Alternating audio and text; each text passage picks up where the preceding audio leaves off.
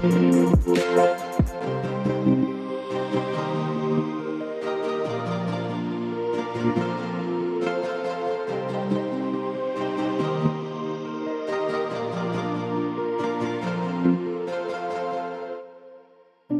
thank you for coming. You just told me your name.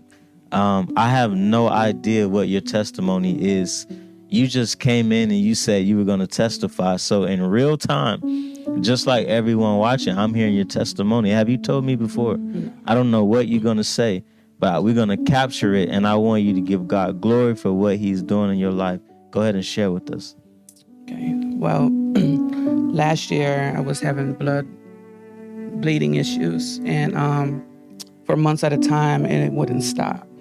So this year, found out that I had a tumor in my ovaries, and I didn't know that I had it. Come to find out, it had cancer. So I had doctors telling me that I needed to do chemo and all that if the tumor would have exploded inside, but it didn't. So it was as big as a basketball, and it was weighing like 12 pounds. And at that time frame, there was so much other things going on. Lost my aunt, lost my grandma. The same time frame I found out about everything else about me. And recently got blood work done, and they said that I'm cancer free. So this was recently, like last week. This year around March, that's when I found out about the tumor. And when did you come? You came to the service. Did anyone pray for you? Yes, they came to pray. Some of the pastors prayed for me, ministers. They were praying for me, and they didn't know exactly what was going on, but they were praying for me for healing. Yes.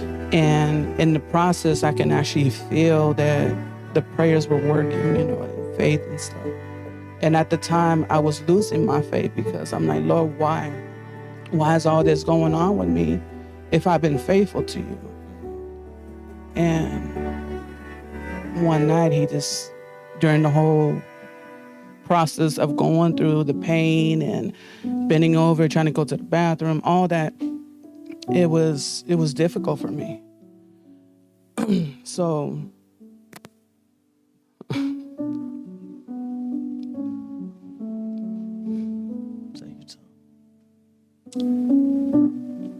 if it wasn't for him and the prayers, and I did have unbelief, I didn't know if I was going to be able to conceive again, conceive, period. And I just thank God that he showed me that I am able to because of him. And my faith came back. I'm not crying because the sadness or anything. I'm grateful that he kept me. Yes. I could have been in doing chemo or something. As big as it was, it could have exploded. Not just only they found that I had a hernia, and then I was bleeding inside my intestines. Jesus. So I didn't know that. So the bleeding was coming from all that. And everything stopped. Like God healed my body after, with everything. Yes, he used people. But at the same time, the faith that I have now is beyond what I ever had. Yes.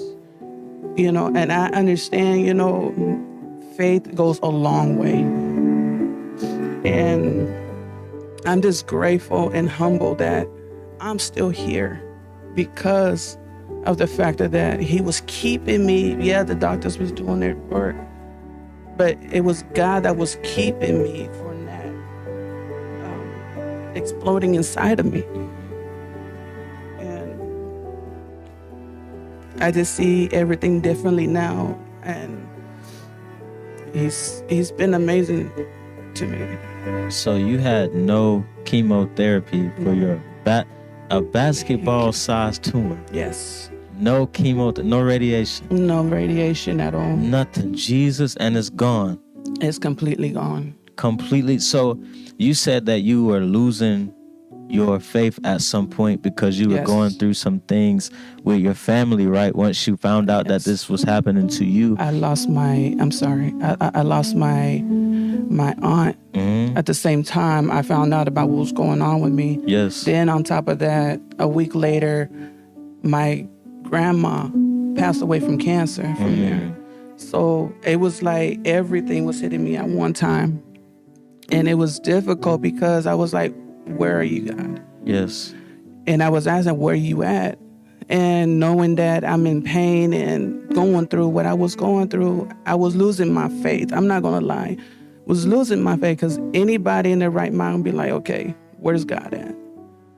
But he showed me he was there the whole time. Yes. And I was listening to different people like, God's not going to do this. He's been keeping me so preserved to the point where, yes, I went through what I went through, but my faith is stronger because of what I've been through already with this. And I just thank him. That's amazing. So at what point you were here, your grandmother passed away with cancer, you find out you have this basketball-sized tumor, a reason now for you to say, oh, I don't know, God. At what point was your faith restored, and do you feel like unbelief left your heart? The point where I started gaining my faith back is when he was keeping me, when I realized he kept me to the point where it didn't explode in my system. Because those connect literally explode. And when the doctor told me, that's when my faith came back to me. He said it was cancer related. And the cancer was inside the tumor. It was not outside or anything. And there was all these white blood cells all the way around it. And I was just thinking like, Lord, you've been keeping me this whole time, and my faith came back stronger. Yes. So while you're going through this, your faith is being built because you have this tumor, but every day you're waking up to a miracle of it not exploding. Yes. And God used that to build faith in you to get to the point to where the whole thing went away. Yes. You talk about power and faith, power in God, but the fact that he preserved you, kept you through that whole thing, built your faith up. Now you believe him for the whole thing to be gone, and you cancer-free and tumor-free. No chemo, no radiation. No man can get glory out of what God did for you. Yeah. I want to encourage you to keep testifying, because there are people that every day they're being diagnosed with cancer. But guess what? You testifying and tell them what the Lord did for me, and he no respecter of person. He can do it for you. Thank you so much for sharing your testimony. We appreciate you. God bless you. Thank you.